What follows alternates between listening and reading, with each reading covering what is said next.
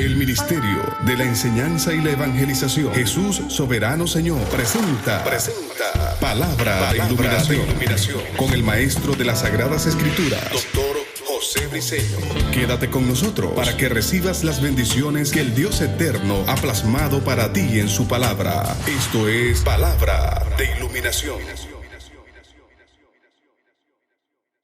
Bendiciones. De nuevo el Maestro José Briceño, transmitiendo, como siempre lo he dicho, con mucha propiedad, con mucha fuerza, con mucha credibilidad, con mucha pasión y con mucho orgullo. Y con mucha responsabilidad, transmitiendo verdades de reino, la verdad verdadera, la verdad absoluta, parte del pensamiento de Dios que está plasmado en el texto sagrado, parte del pensamiento de las tinieblas, como piensa Satanás, como piensan los demonios, los súbditos, que están aliados por ende a Satanás, a las tinieblas, y parte de cómo pensaron los hombres en su opinión, en su obstinación, en su creencia,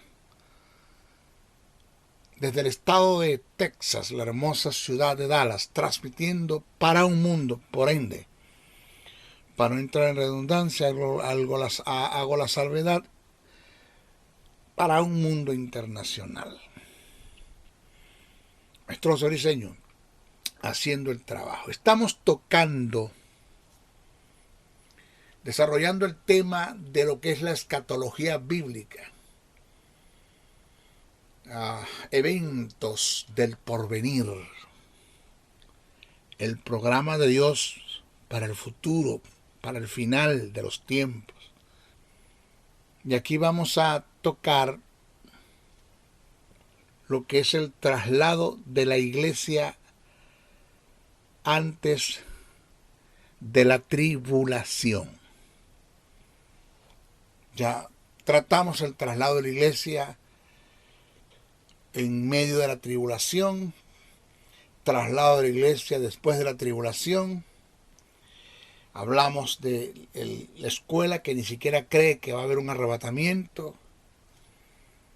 Y tratamos también la escuela que cree y enseñan y ha tomado fuerzas como una verdad, siendo una mentira, ha tomado fuerzas como una verdad.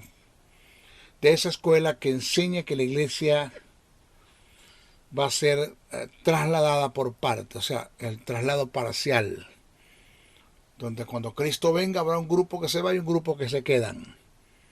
Y tomaron textos,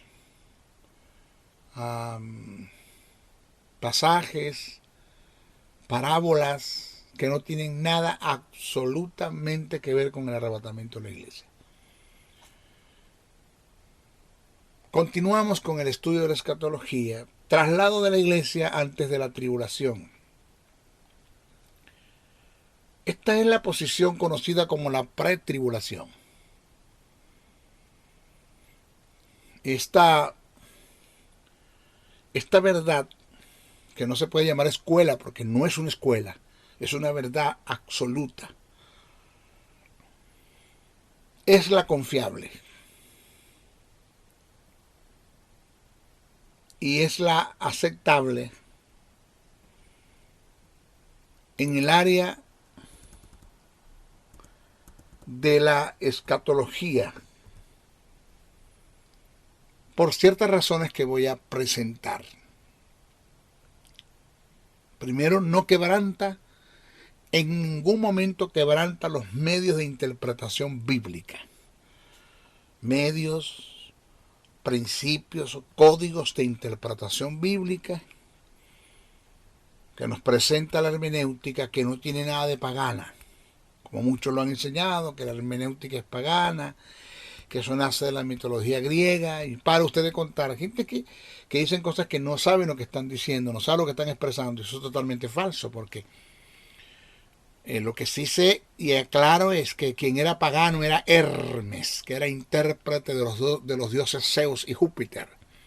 Y de ahí se deriva el término hermenéutica. Lo que la gente no ha entendido es que el término hermenéutica no solamente es adaptado a la interpretación bíblica, sino que también es adaptada al campo de la investigación científica. que cuando se utiliza para hablar para adjudicarlo o relacionarlo con el texto sagrado, con la teología, pues se denomina hermenéutica sagrada. Pero el término hermenéutica, aunque deriva de Hermes, no es pagano, ni el contenido de lo que está en la hermenéutica sagrada, como la que nos presenta los métodos y códigos y reglas de interpretación, no tiene nada de pagano. Pues cuando usted analiza, volvamos otra vez a la escuela del traslado antes de la tribulación, es la que más se ajusta, no quebranta los medios de interpretación bíblica. Toman en cuenta el emisor, receptor, la comunicación, la causa de la comunicación, el contexto histórico, el cronista. El receptor es quien, el emisor quien lo dijo, el receptor a quien se lo dijo, el cronista quien hizo la recopilación, que se dijo, la comunicación que se dijo, la causa de la comunicación, el por qué se dijo. Toman en cuenta las figuras retóricas y saben hacer diferencias de ellas, lo que es una metáfora, una prosopopeya, una alegoría, una sinécdoque, un simil, una parábola, y para usted de contar. Toman en cuenta el contexto histórico, las idiosincrasias, las culturas, los tiempos. Toman en cuenta la gramática del griego, muy importante eso. Toman en cuenta la etimología de los términos. Ir a la etimología de un término que se escribió en el texto sagrado según el griego koiné o el hebreo es de suma importancia. Esto no es cuestión de leer Biblia, es estudiar las escrituras. Entonces, esta escuela, corrijo, no se le puede llamar escuela. Esta es la verdad absoluta en relación al traslado de la iglesia, y no se le puede llamar escuela porque esta no nace del capricho de los hombres, de la interpretación de los hombres, de la obstinación de los hombres, de la opinión de los hombres. Es la verdad verdadera, es la verdad absoluta, es el pensamiento de Dios. Entonces ella no quebranta los medios de interpretación bíblica, esta posición teológica, que es la aceptable.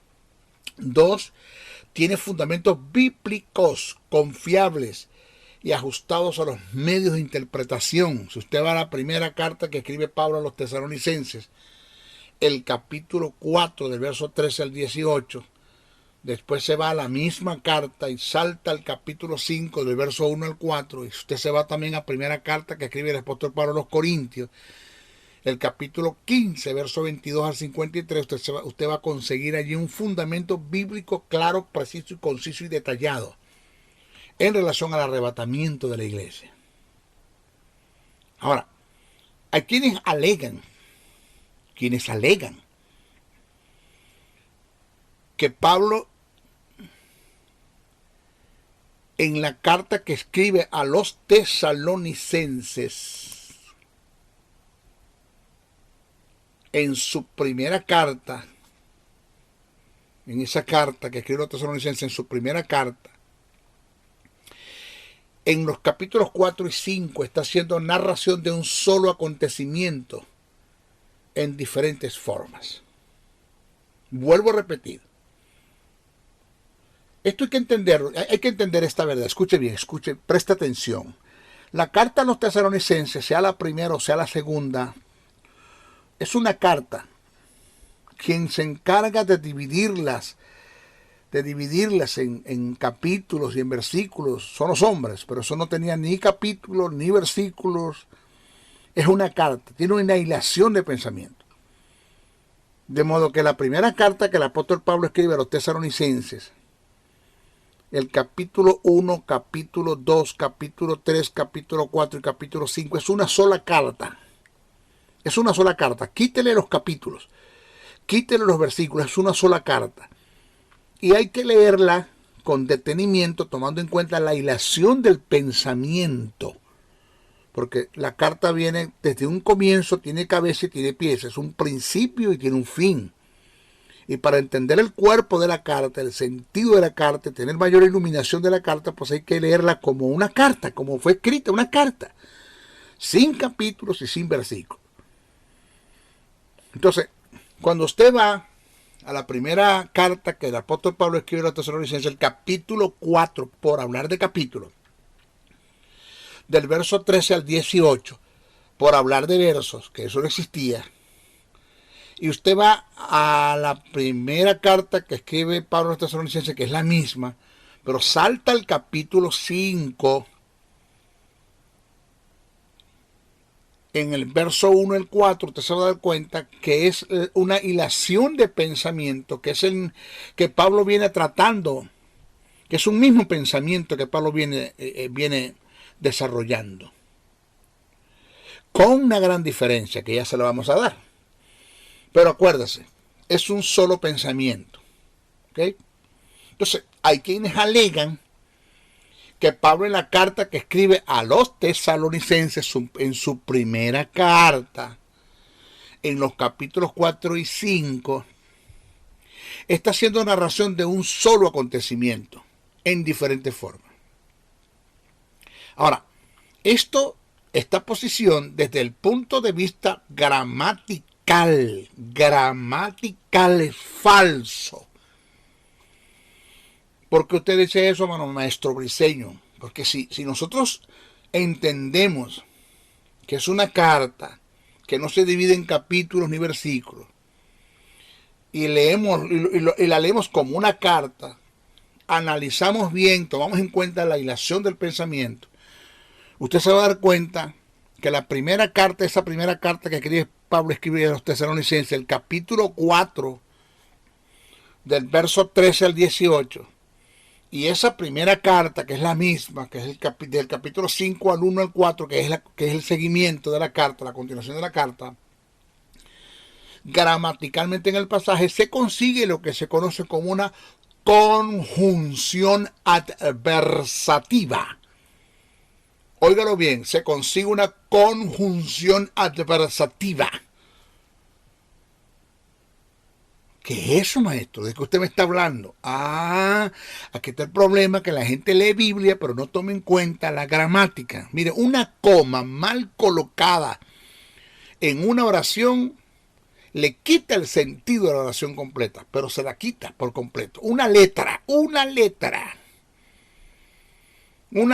usted le quite, a la oración, le quita totalmente el sentido, le resta totalmente el sentido a lo que se quiere transmitir en el mensaje escrito.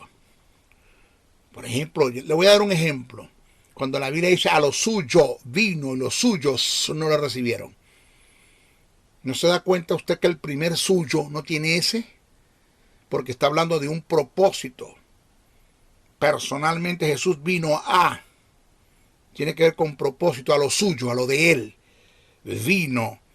Y los suyos ya tiene ese, el segundo suyo tiene ese, que viene siendo el pueblo, la nación de Israel, su gente, los judíos, los hebreos, y los suyos no lo recibieron. ¿Quiénes son los suyos?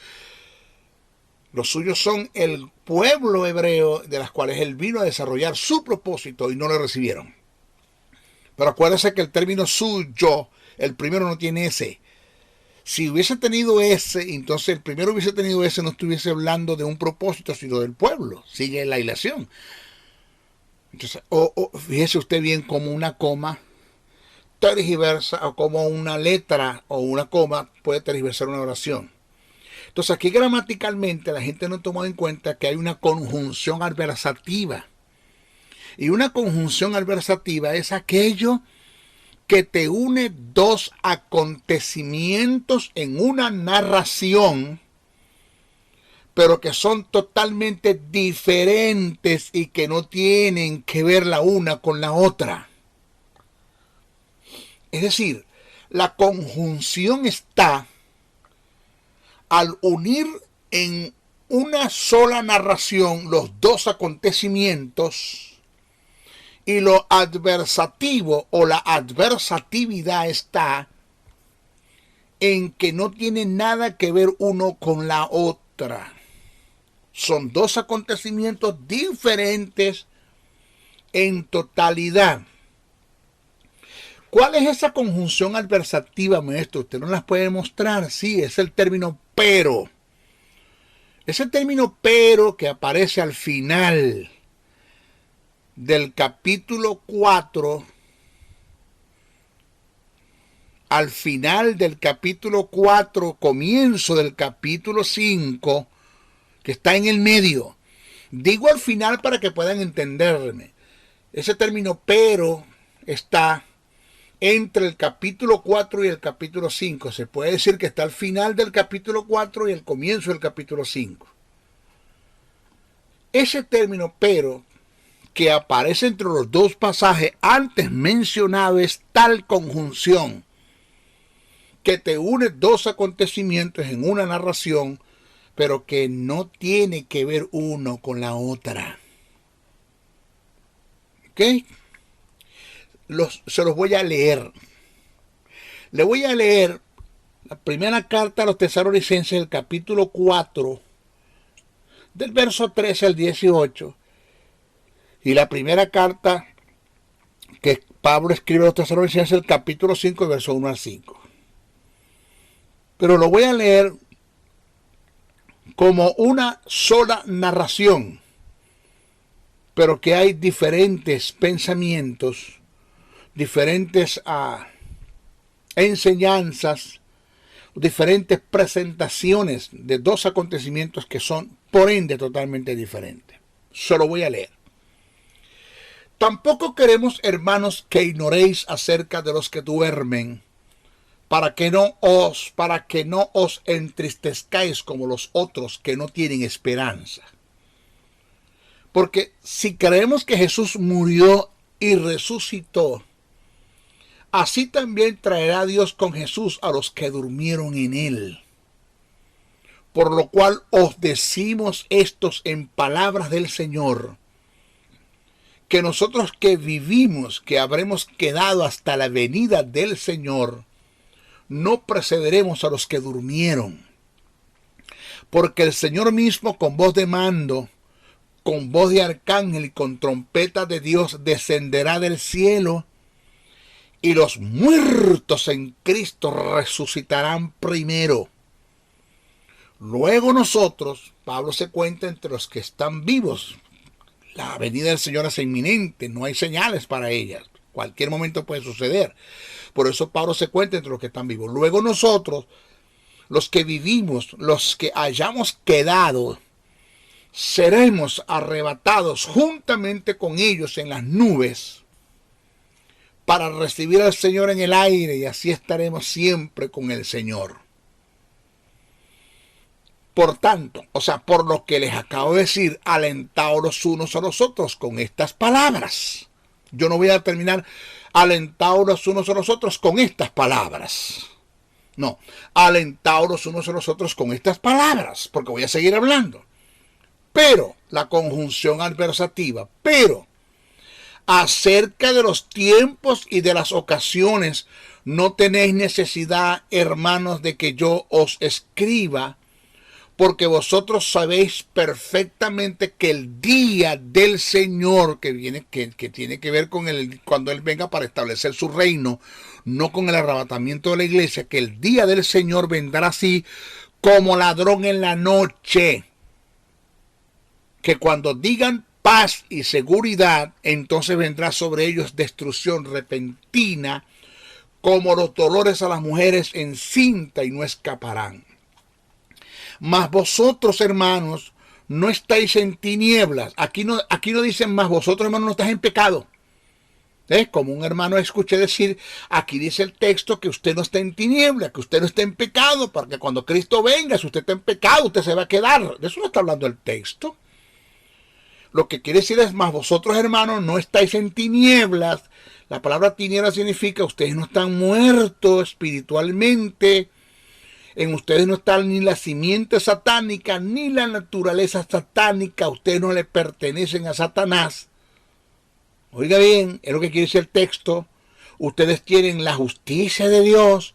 Ustedes tienen la vida de Dios. Y son hijos de la luz, no de las tinieblas. Entonces, eso es lo que dice el texto. Mas vosotros, hermanos, no estáis en tinieblas, muertos espiritualmente, para que en aquel día, ¿cuál día? El día que el Señor venga a establecer su reino para juzgar a las naciones, os sorprenda como a ladrón.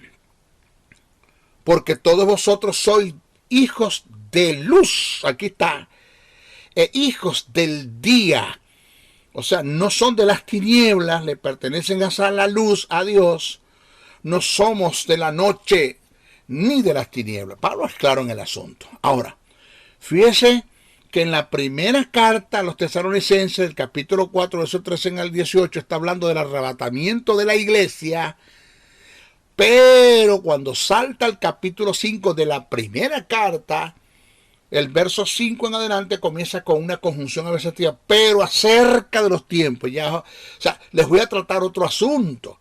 Ya no es lo mismo que vengo hablando, es otra cosa que les voy a tratar.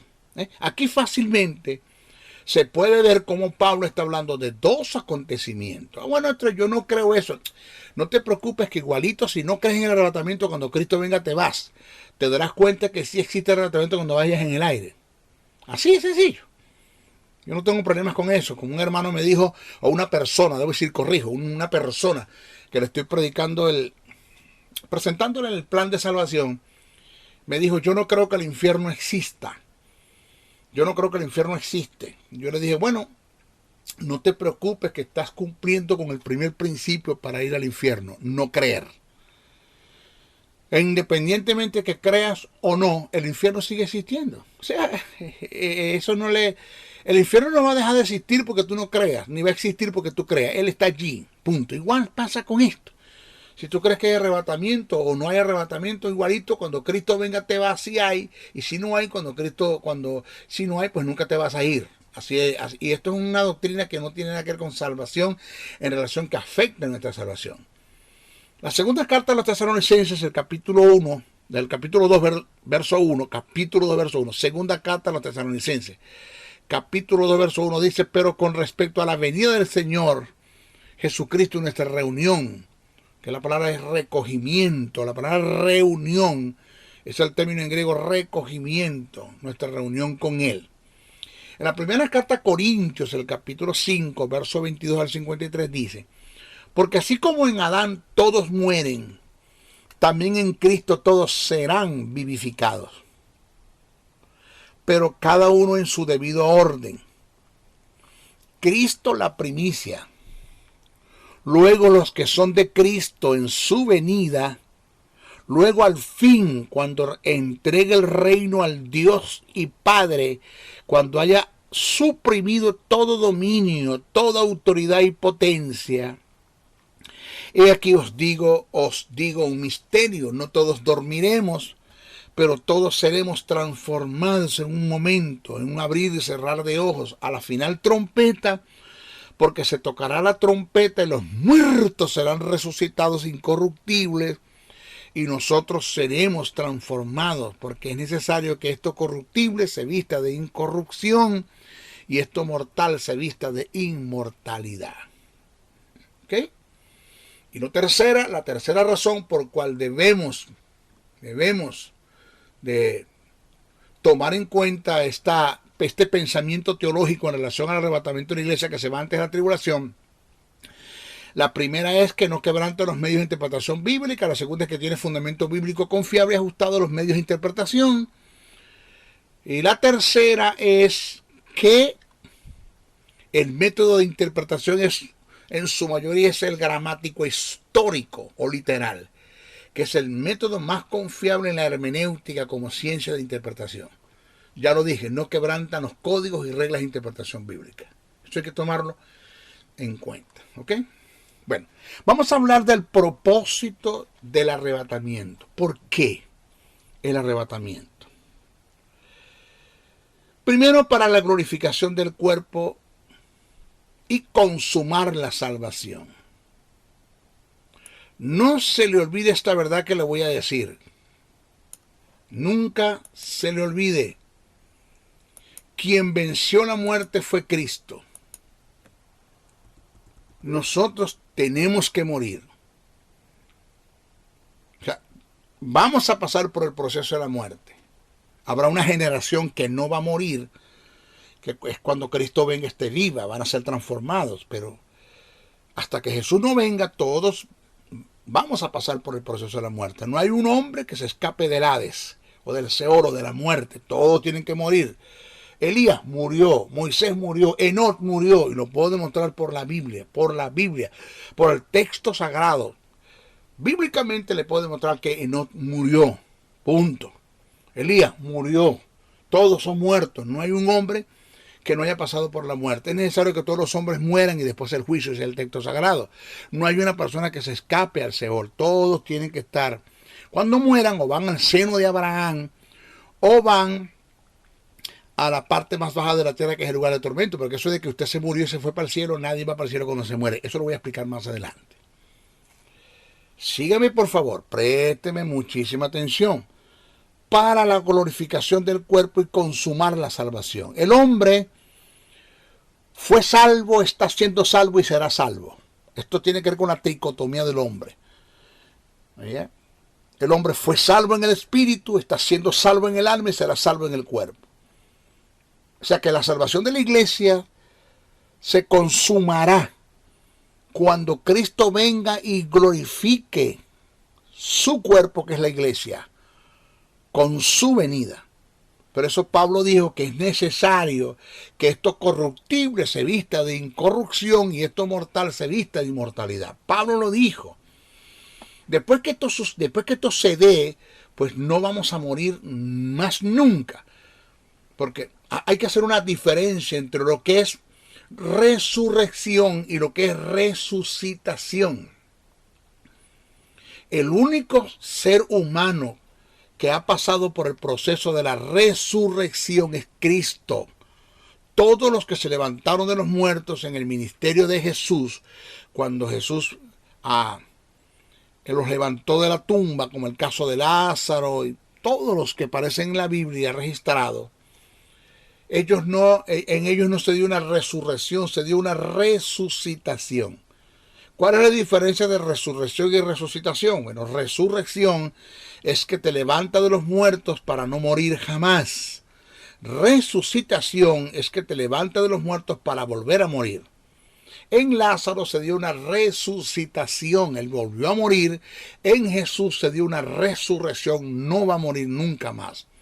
¿Qué es lo que se va a dar en la iglesia? Una resurrección. Cuando Cristo venga en el arrebatamiento de la iglesia, se va a dar una resurrección. O sea, nos vamos a levantar, si que estamos muertos, o seremos transformados si estamos vivos, pero en caso de los muertos se van a levantar.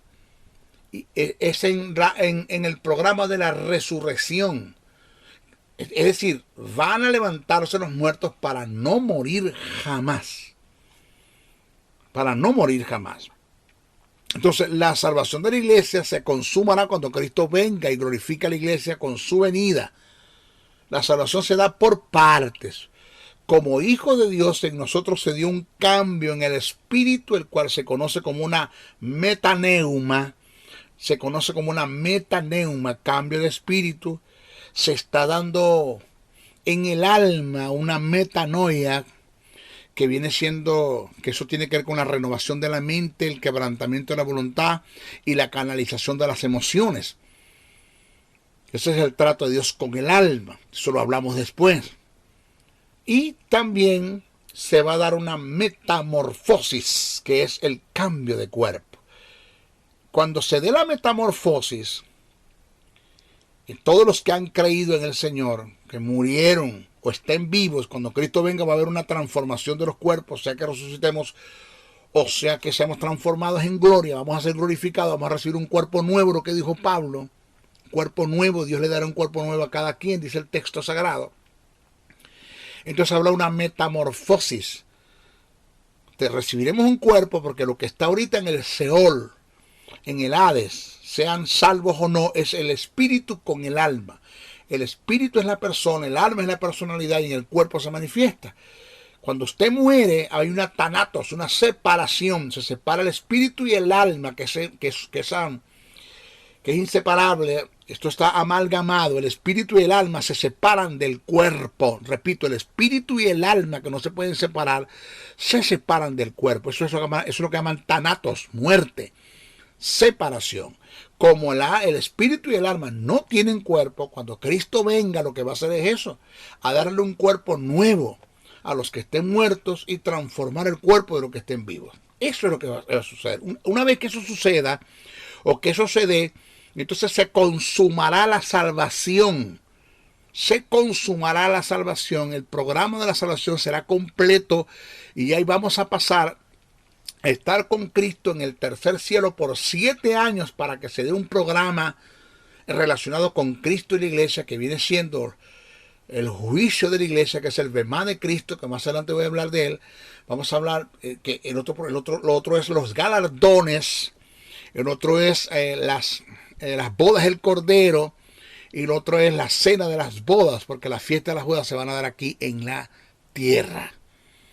7 años, solo 7 años en el cielo, en el tercer cielo, en el programa de Dios de Cristo con la iglesia, mientras los 7 años de tribulación acá en la tierra. Yo no sé por qué la gente dice que la iglesia va a pasar por la gran tribulación. Ahora, si la iglesia pasará por la gran tribulación, ¿dónde se va a dar estos acontecimientos? Que es el juicio, los galardones, las bodas del Cordero, la cena de las bodas. ¿Dónde se van a dar estos acontecimientos? Jesús dijo que los galardones son en el cielo. Eso lo dice Jesús. Eso está en el Sermón del Monte, cuando Jesús dijo: bienaventurados sois vosotros cuando por mi nombre os vituperen y os persigan y digan de toda clase de mal contra vosotros, mintiendo, gozaos y alegraos, porque vuestro galardón es grande en los cielos. Así, en los cielos, porque así persiguieron a los profetas que fueron antes que vosotros. ¿Ok? No sé, porque niegan el arrebatamiento de la iglesia. Entonces, en Romanos, el capítulo 13, verso 11 dice: y esto, conociendo el tiempo, que es ya hora de levantarnos del sueño, porque ahora está más cerca de nosotros nuestra salvación que cuando creímos. Bendito si cuando creímos ya fuimos salvos, porque hasta ahora está más cerca de nuestra salvación que cuando creímos, porque Pablo está hablando de la glorificación del cuerpo en este pasaje, Romanos 13, 11. Y esto, conociendo el tiempo, que es ya hora de levantarnos del sueño, porque ahora está más cerca de nosotros nuestra salvación que cuando creímos. Ahora, vuelvo a repetir, la pregunta es si cuando creímos fuimos salvos, porque Pablo dice que nuestra salvación está más cerca que cuando creímos. La respuesta es que Pablo está haciendo referencia al arrebatamiento de la iglesia, tomando en cuenta el término que utilizó, que hace referencia a levantar del sueño. Eso está claro allí. ¿Ok? Pablo, en primera carta a Corintios, el capítulo 5, versos 51 y 54, dice, para corroborar lo que acabo de decir, enlazarlo con Romanos 13, 11. Y aquí os digo un misterio: no todos dormiremos. Aquí está el término sueño, relativo al sueño, pero todos seremos transformados en un momento, en un abrir y cerrar de ojos, a la final trompeta, porque se tocará la trompeta y los muertos serán resucitados. ¿Quiénes son los muertos? Los que duermen. Incorruptible, nosotros seremos transformados, porque es necesario que esto corruptible se vista de incorrupción y esto mortal se vista de inmortalidad. Y cuando esto corruptible se haya vestido de incorrupción y esto mortal se haya vestido de inmortalidad, entonces se cumplirá la palabra que está escrita: sorbida es la muerte en victoria. Es cuando se va a cumplir el programa de Dios en cuanto a la destrucción de la muerte para siempre, en relación a la iglesia. En relación a la iglesia, sorbida es la muerte en victoria. O sea, es cuando la iglesia, el cuerpo de Cristo, va a vencer la muerte, por causa de que Cristo primero la venció y nosotros depositamos la fe en lo que Él hizo, y lo que se cumplió en Él se va a cumplir en nosotros por la fe. No por obra, sino por la fe. Entonces, una vez que la iglesia sea glorificada, sea que resucite los muertos o se transformen los cuerpos, entonces sorbida la muerte en victoria, vencida es la muerte para siempre. Ya la iglesia no va a morir nunca más. Nunca más el creyente, el Hijo de Dios, va a morir, nunca más. Entonces, cuando entramos en el programa de la resurrección, no de la resucitación, de la resurrección, porque nos vamos a levantar de los muertos, esto es, los que estén muertos, los que estén durmiendo, para nunca más morir. Y los que estemos vivos, pues no veremos muerte, en un sentido. ¿Ok? No nos tomarán el café, no nos van a cafetear, no nos tomarán el café. El texto en Efesios, el capítulo 1, verso 11 al 14 dice, Biblia, vamos, maestro, muéstrenos eso por la palabra, por el texto sagrado. Usted no se está inventando esto. Vamos, maestro, muéstrenos esto. Vamos a ver. Dice el texto, wow, yo no soy emocionalista, pero hay una presencia de Dios acá en este escenario, donde estoy grabando este mensaje. Dice, en él asimismo, en él quien en Cristo, en él, asimismo tuvimos herencia, habiendo sido predestinado, que esta palabra predestinado está mal escrita. La palabra es habiendo sido convocados, habiendo sido llamados, o habiéndonos presentado el plan de salvación. Pero predestinado no, porque no existe la predestinación. Eso está muy mal escrito. Esto fue un invento de San Jerónimo de Estridón, instado por la filosofía católica y inspirado por la Iglesia Católica y la filosofía platónica. Utilizó un término, quitó el término prolifo que debería ir acá y colocó fue predestinados. Esto no existe. Eso es un invento de San Jerónimo de Estridón en la Vulgata latina.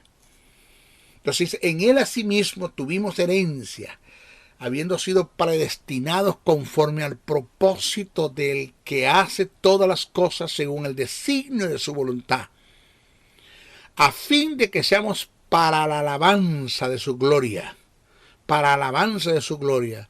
Nosotros los que primeramente esperábamos en Cristo, en él también vosotros, habiendo oído la palabra de verdad, el evangelio de vuestra salvación, y habiendo creído en él, fuiste sellado con el Espíritu Santo de la promesa, que es las arras de nuestra herencia, hasta la redención de la posesión adquirida para la alabanza de su gloria. Se complementó la salvación con el arrebatamiento de la iglesia. Se complementó. Segundo, motivos porque el arrebatamiento. Librar a los justos de la tribulación y salvarlos de la ira venidera. Preste mucha atención ahora que voy a explicarle algo.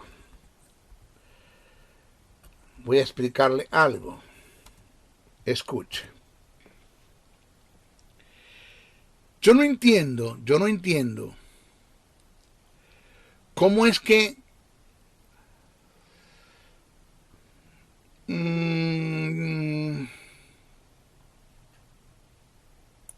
¿cómo es que hay gentes que enseñan que la iglesia va a pasar por la gran tribulación? Si nosotros tomamos en cuenta y estudiamos detenidamente y tomamos en cuenta la etimología de los términos que Jesús utilizó para hablar de la gran tribulación, pues tomamos por determinado, hermano, de entender que la iglesia es imposible que pase por la gran tribulación. Si nosotros estudiamos un poquito acerca de lo que son los jinetes del Apocalipsis, que los voy a explicar aquí, en este estudio, más adelante. Los sellos, el abrir de los sellos y el derramamiento de las copas, que esos tres acontecimientos o eventos tienen que ver con la ira de Dios sobre las naciones. Si nosotros analizamos bien esa ira, que no es una ira cualquiera, que Jesús dice que no la ha habido ni la habrá,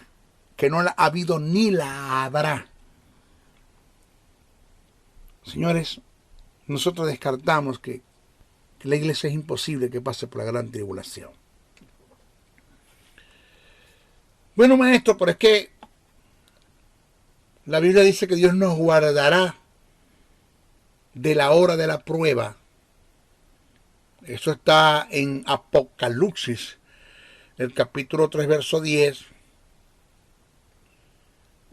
Dice el texto, se lo voy a leer. Dice: por cuanto has guardado la palabra de mi paciencia, yo también te guardaré de la hora de la prueba que ha de venir sobre el mundo entero, para probar a los que moran sobre la tierra. Resulta que el texto dice: yo también te guardaré de la hora.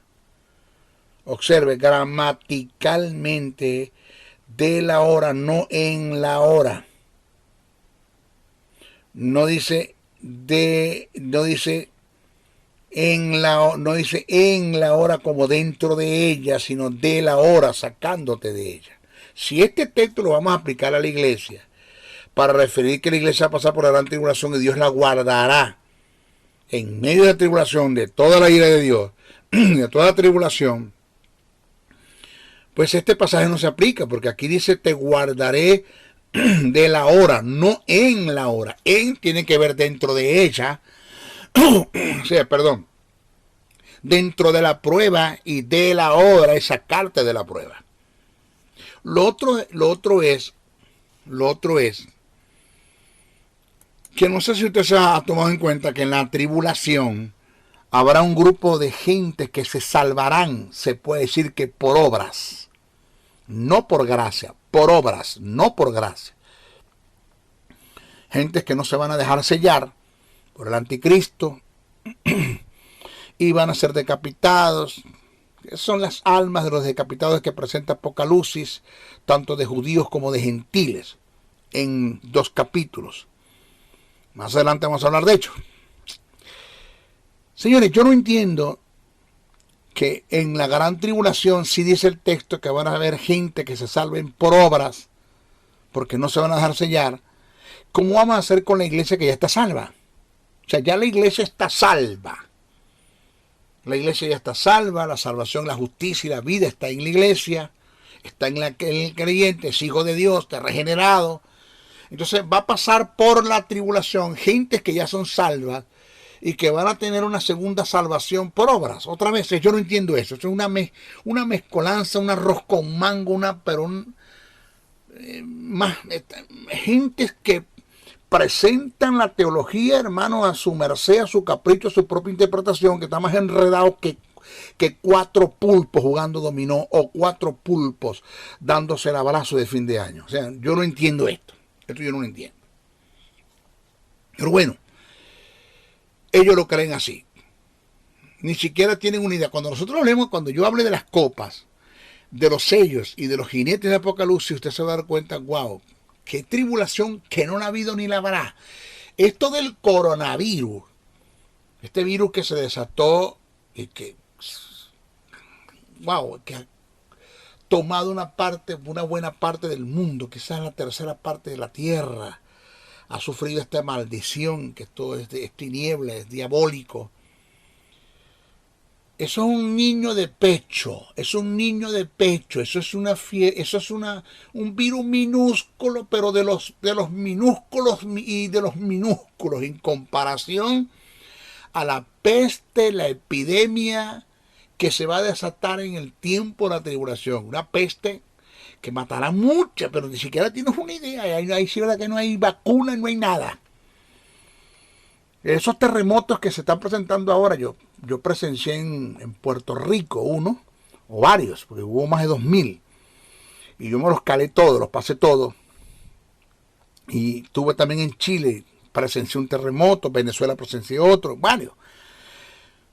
Esos son terremoticos, señores, terremoticos que se dan por zona. No, en la gran tribulación el terremoto va a ser general, en toda la tierra se va a sacudir, toda la tierra.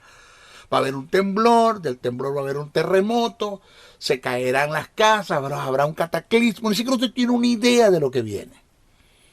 Guerra, señores, eso no es nada. La primera y la segunda guerra, que la llaman mundial, que del mundial no fue, pero le llaman la primera y la segunda guerra, que esta guerra que ha habido no es comparada a la que viene, señores. No es comparada a la que viene.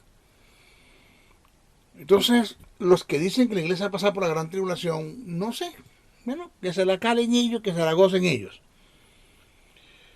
Primera carta a los Tesalonicenses, el capítulo 1, versos 9 al 10. El apóstol Pablo dice: porque ellos mismos cuentan de nosotros la manera en que nos recibisteis y cómo os convertisteis de los ídolos a Dios para servir al Dios vivo y verdadero y esperar de los cielos a su Hijo, nuestro Señor Jesucristo, al cual resucitó de los muertos, a Jesús, quien nos librará de la ira venidera.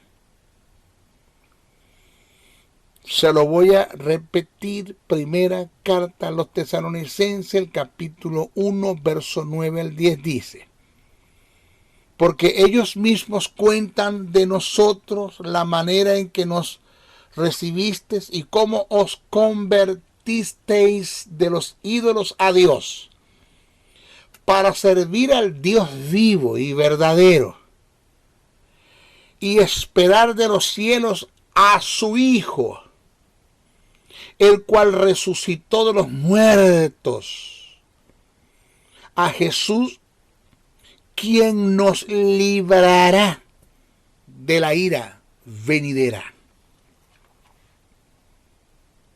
Vaya comiéndose esa mandarina o vaya pelando esa mandarina mientras le traigo la otra. ¿Cuál es la otra? Primera Tesalonicenses, el capítulo 5, verso 8 al 9.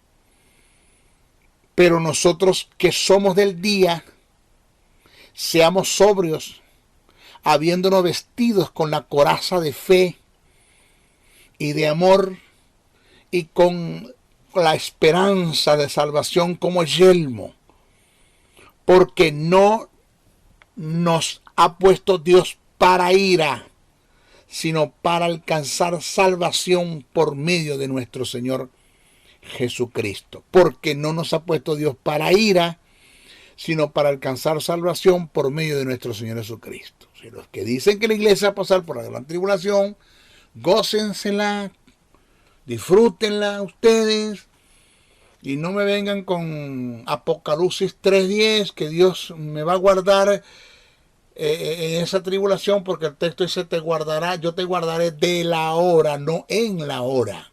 Él no te va a pasar por allí, te va a sacar de allí. Si es que ese texto lo quieres aplicar para la iglesia, no te cuadra para sostener tu doctrina.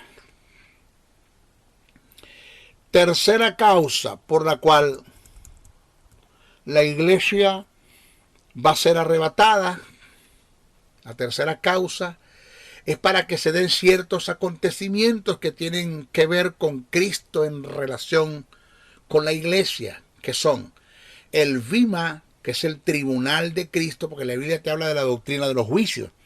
Van a haber 5 juicios: el juicio de los ángeles caídos, el juicio de la nación de Israel, el juicio de los gentiles, el juicio del gran trono blanco y el juicio de la iglesia, que es el Bema o el Bimá de Cristo. Después que se dé el Bimá, vienen los galardones. Después que se vienen los galardones, vienen las bodas del Cordero. Y después que se den las bodas del Cordero, vienen las cenas. La cena de las bodas.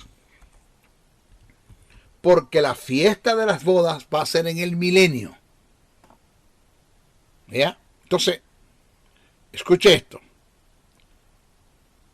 Si la iglesia no va a ser arrebatada, porque la iglesia va a pasar por la gran tribulación, ¿dónde y cuándo se van a dar estos acontecimientos?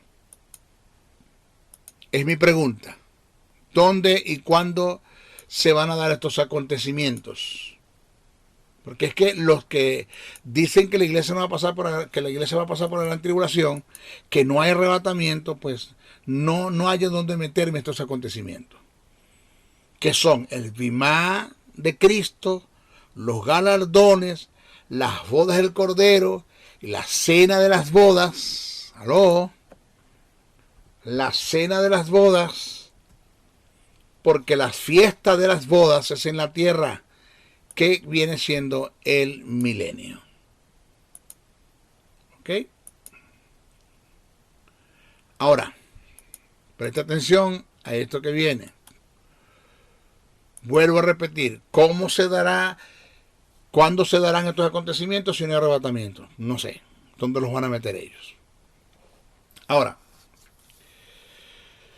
en nuestro próximo estudio vamos a hablar acerca de cómo se dará la resurrección y la transformación de la iglesia en el arrebatamiento. Aquí cuando expliquemos esto y respondamos esta pregunta, ¿cómo se dará la resurrección y la transformación de la iglesia en el arrebatamiento? Se van a responder o se va a complementar el pensamiento de Dios de que la iglesia sí va a pasar por el arrebatamiento. Sí va a haber un arrebatamiento. Pero eso lo vamos a decir después, ¿ok? Se despide el maestro José Luis Señón, con mucho amor, con mucha pasión, con muchas fuerzas. Les enseño las verdades del reino.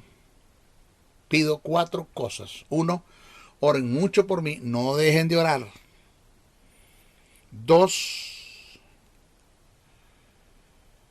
compartan este mensaje, no se queden con él, compártanlo. Los que tienen un canal de YouTube, ábranlo, suban estos mensajes, respeten al autor, pero suban el mensaje, pónganle la imagen que ustedes quieran, súbalo. 3, suscríbase en el canal, los que me están escuchando, o invite a otros a suscribirse en el canal. Dale a la campanita. Y 4, si usted puede aportar una ofrenda para este ministerio, se lo agradecemos.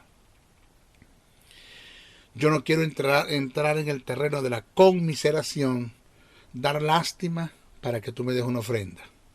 Porque quien da lástima es el diablo. Yo escuché una hermana que decía, cantaba un coro, lo digo como una verdad paralela. Decía, estamos de fiesta con Jesús, al cielo queremos ir. La corregí, hermana, no diga al cielo queremos ir, al cielo vamos a ir. Porque quien quiere ir es el diablo. O sea, una persona, el que quiere es porque no está seguro que va o porque sabe que no va. Y está rogando que le abran una oportunidad para ir. Entonces, la iglesia no es que quiere ir, la iglesia va a ir. Entonces vamos a cambiar la forma de cantar. Estamos de fiesta con Jesús, al cielo vamos a ir, porque estamos seguros de eso. ¿Ok? Entonces, como verdad paralela, no voy a mostrar conmiseración, lástima, voy a rogarte que me des una ofrenda. Porque mi fuente es Dios. Tú puedes convertirte en un medio que Dios use para bendecir mi vida, para bendecir este ministerio. Puedes convertirte en un agente generador de los bienes del reino, que conforme tú aportas al ministerio, no al mío, a cualquiera, pero que tú veas que esté en orden. Ministerio que son de Dios, que se identifiquen como de Dios, que tengan una buena palabra, que te estén bendiciendo, que te estén nutriendo, que te estén formando un carácter. Por agradecimiento, mira, yo voy a aportar una ofrenda para este ministerio. Cuando tú aportas, te conviertes en un agente generador de los bienes del reino. ¿Qué quiere decir eso? Tú recibes para dar, das y recibes. Recibes y das y recibes. Ese es el principio. El principio del reino. Sembrar para recibir, para seguir dando, para seguir recibiendo. ¿Ok? Sostén los ministerios. Si tú eres una persona que tienes dinero, no eres un empresario, pues entiende que Dios te dio la habilidad para producir dinero para que sostengas el reino.